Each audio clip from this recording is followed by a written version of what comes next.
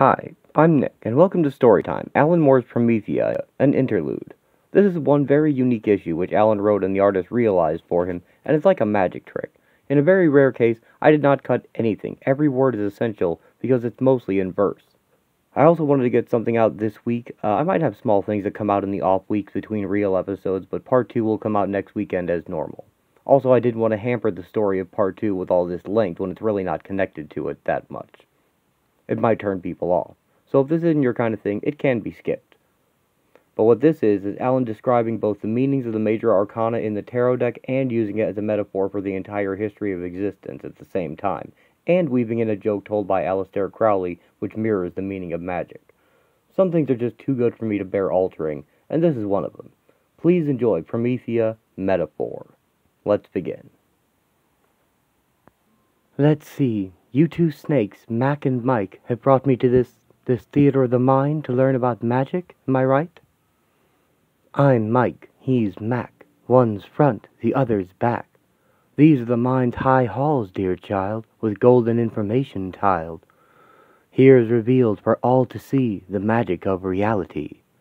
Conversely, we may also view reality and magic too. The universe's starry rash that burst from nowhere in a flash. The magic of this earthly ball, the wonder that we're here at all. The blazing miracle of thought, that all of this emerged from naught. To learn of magic is not hard. Just pick a card, pick any card. Promethea. Metaphor. Oh, I know this card. This is the first of the major tarot cards, card 0, the Fool. Indeed, in blithe, uncaring bliss, the fool steps o'er a precipice, as if he trusts the winds so chill to bear him wheresoe'er they will. Thus any venture is begun, this reckless step from naught to one. It's magic's foremost trick, I guess, how something comes from nothingness. Like rabbits from an empty hat, or thoughts from nowhere, just like that.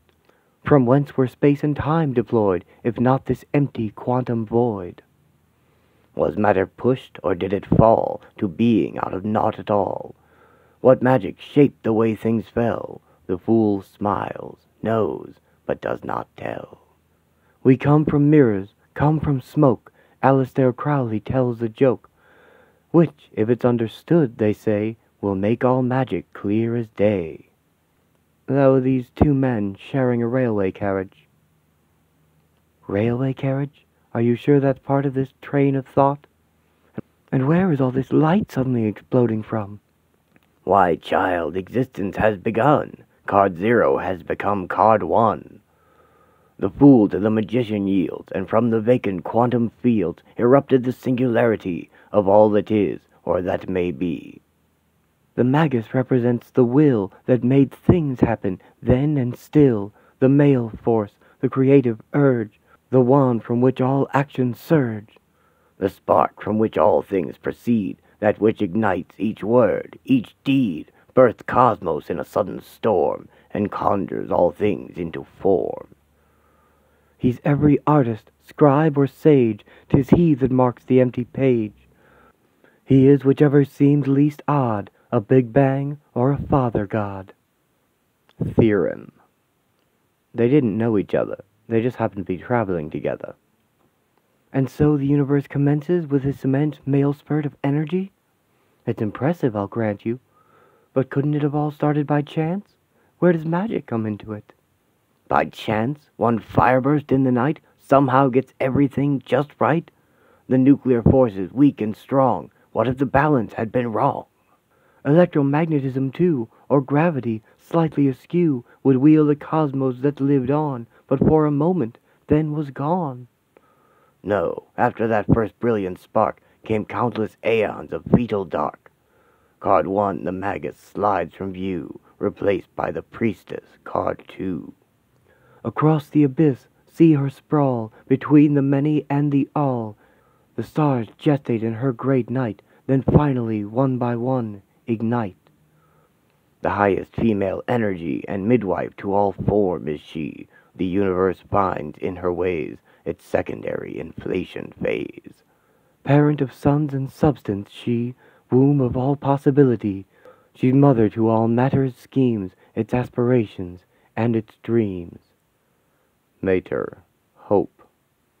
One of the men had, resting on his lap, a cardboard box with holes punched in the top. Then, what you're implying is that all these tarot pictures represent a coded history of everything? The Fool's the initial quantum vacuum, with the Magus and Priestess as primary and secondary inflation periods of what we call the Big Bang.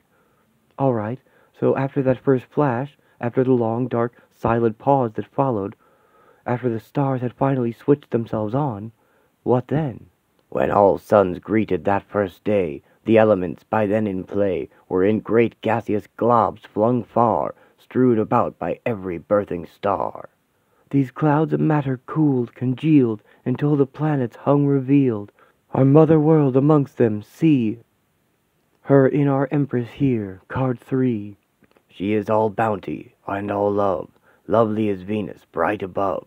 Earth, water, fire, and air as one, churn here in fertile union. The holy spark twixt he and she burns in her sweet fecundity.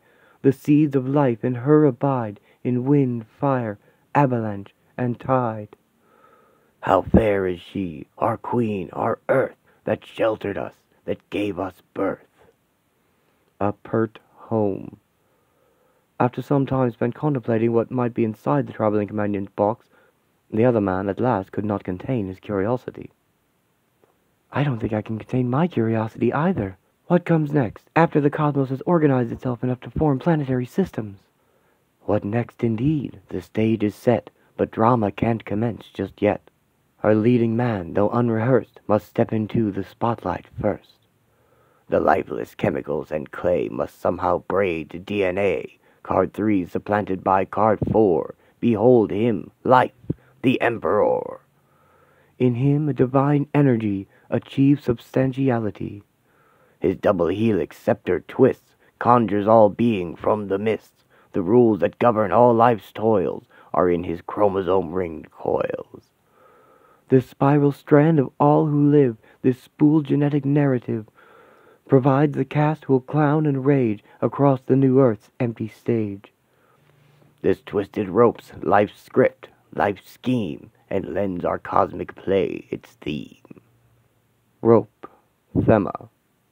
He said, excuse me, but I couldn't help noticing your box.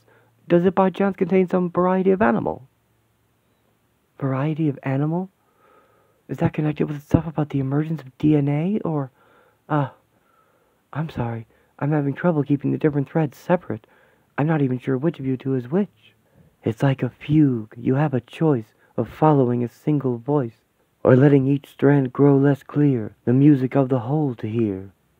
This talk of threads with interplay returns us to the DNA.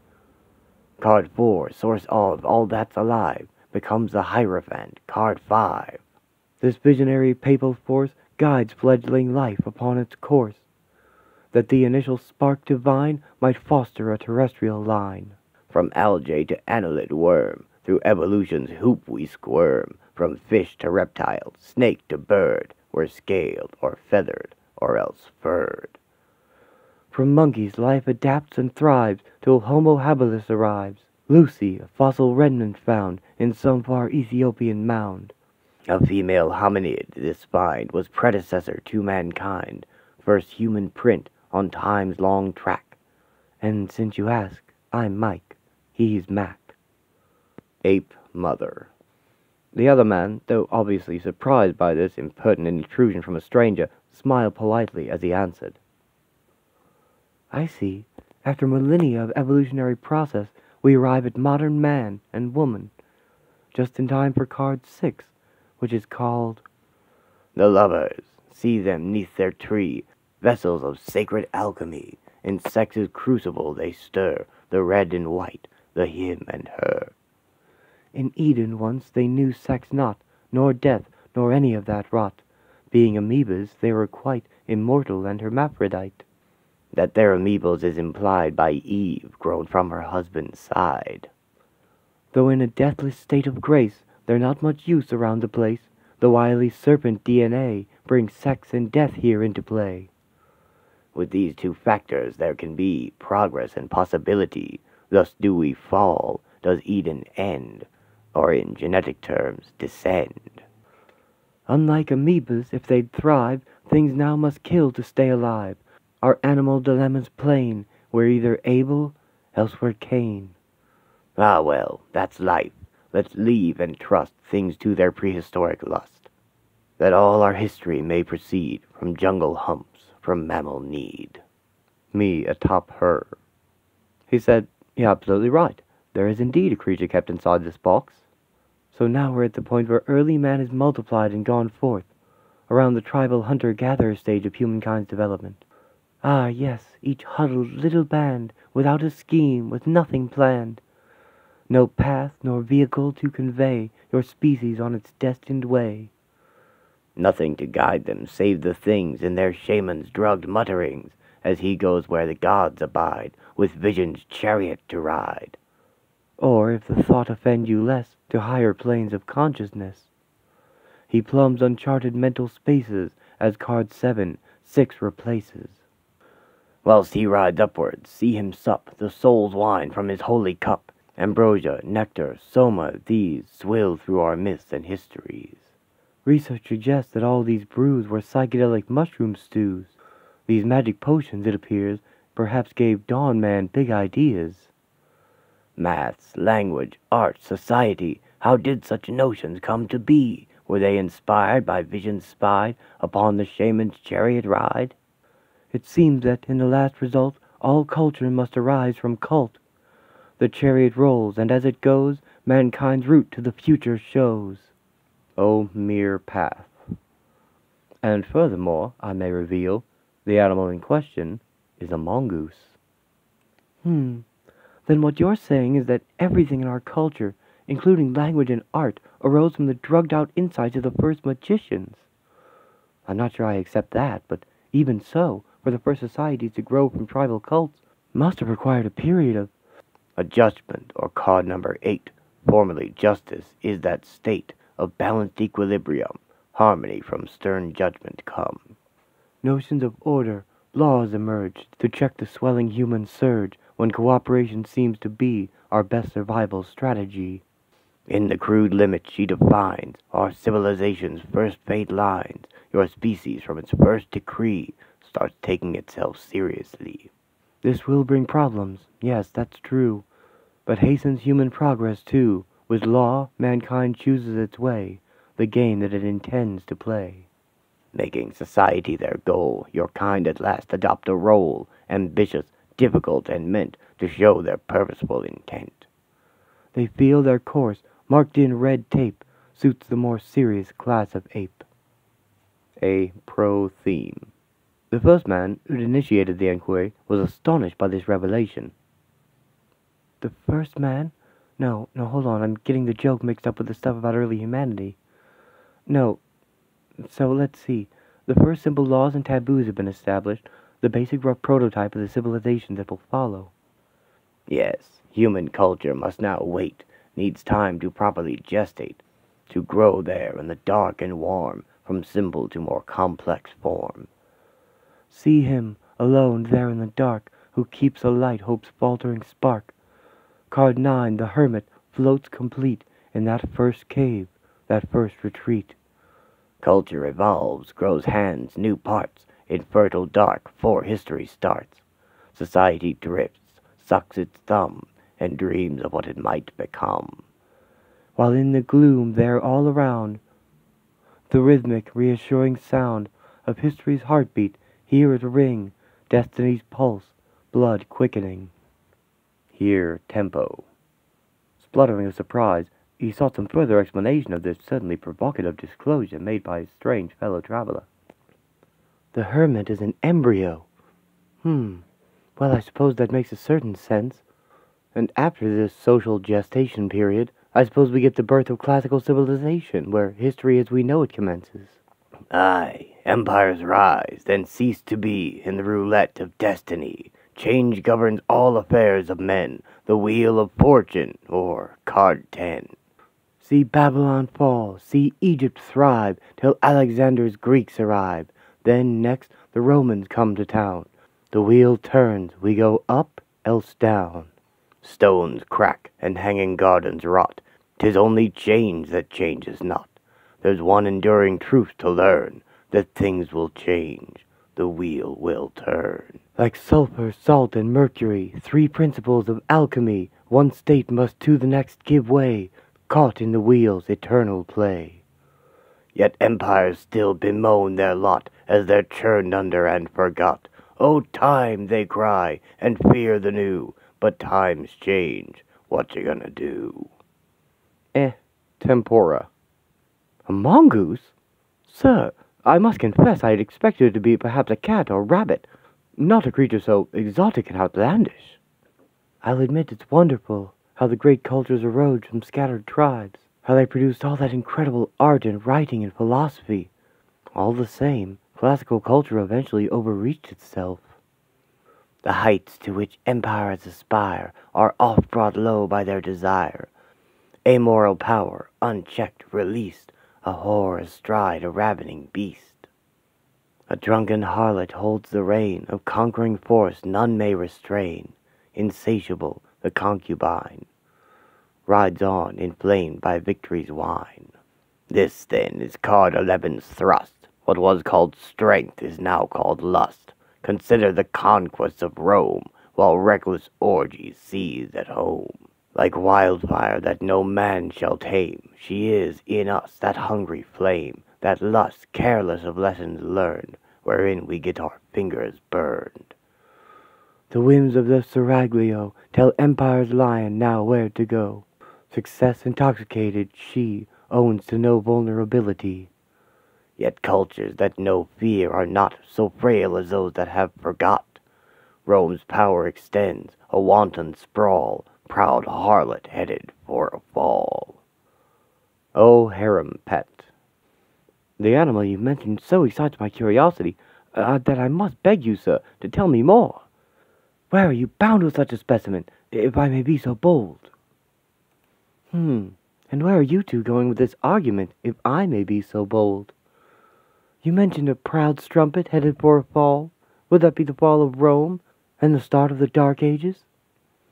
Time's mills do not for empires stop. Rome's fall was more a gallows drop. Card 12, the hanged man, seems to mark how light descended, plunged to dark.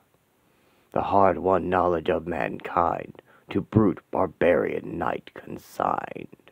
True wealth, Buckminster Fuller said, is information in man's head. How then may we conceive the cost of culture to the lynch mob lost?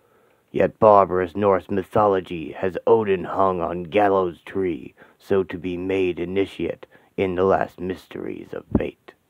Initiation, it's implied, may be a dark and desperate ride, a journey through the land of shade required before progress is made. Man's dark age this card may reveal, but was a necessary ordeal, the anesthetic dark you need for vital surgery to proceed.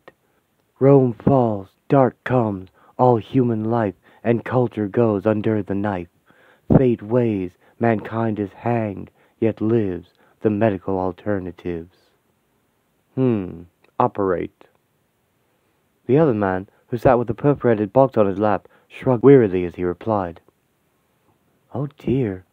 Well, if the Dark Ages was like a necessary painful period of surgery for mankind, then the outcome doesn't look good. This is the death card."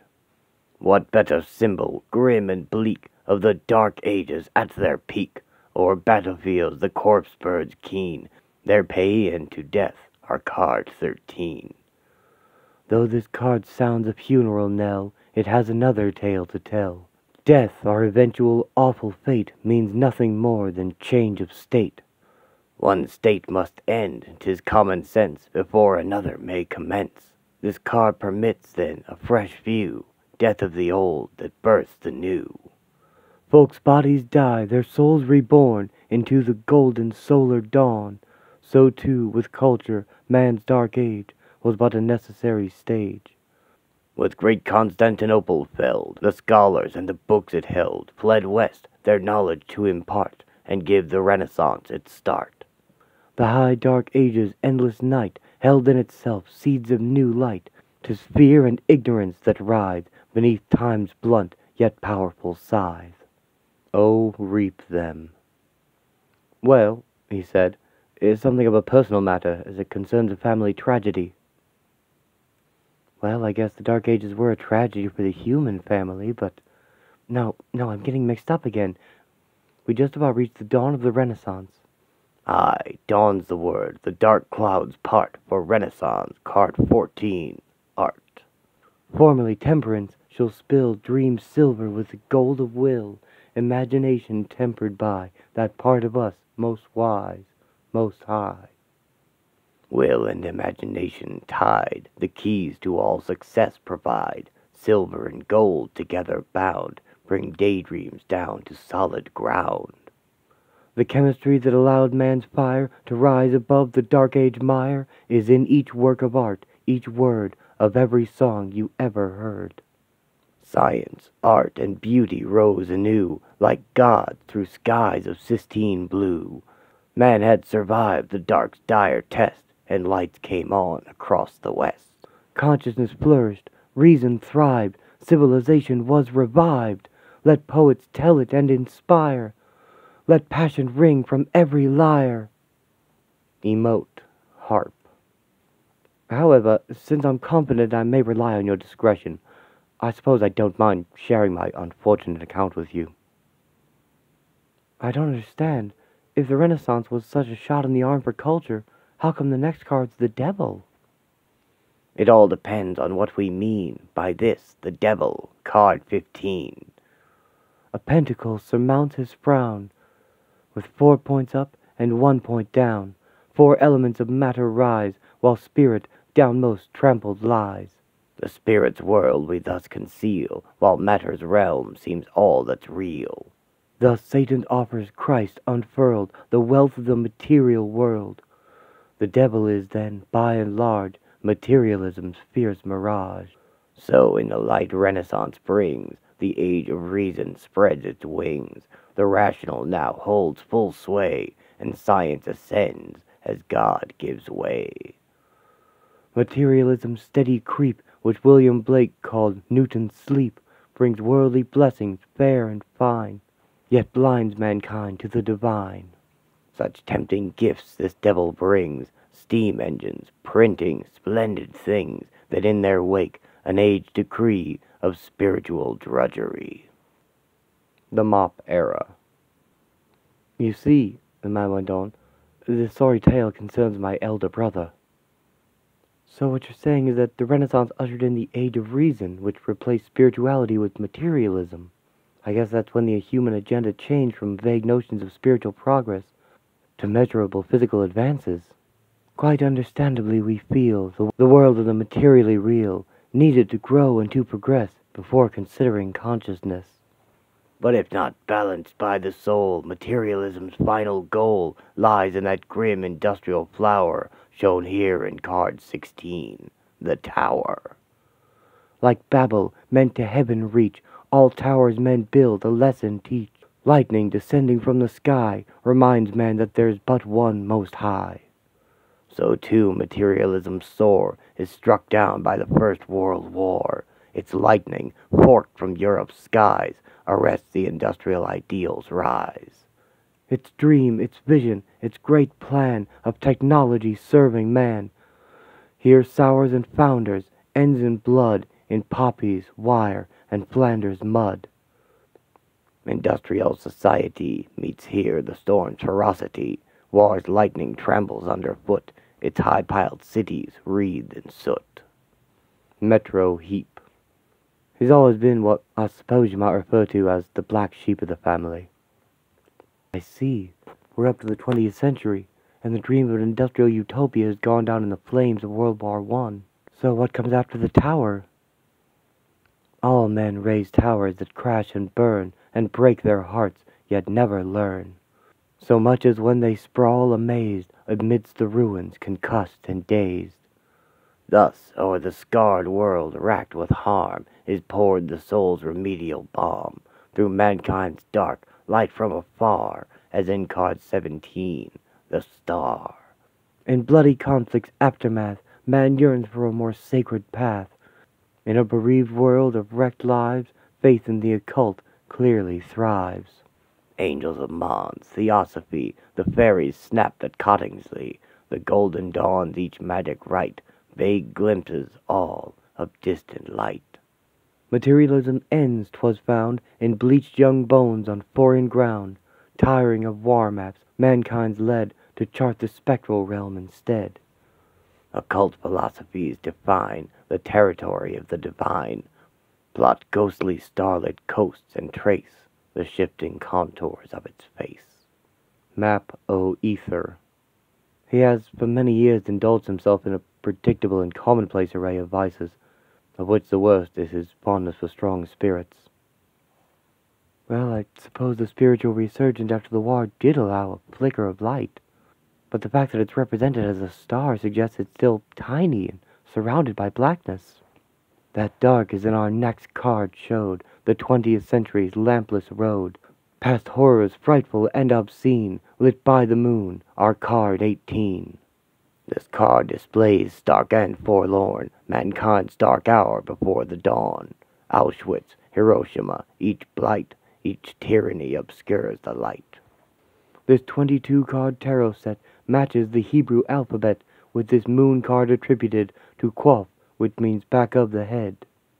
Thus man's unconscious mind's implied, his darker, more unreasoning side. It's the moon's blackest face we see, the underworld of Hecate.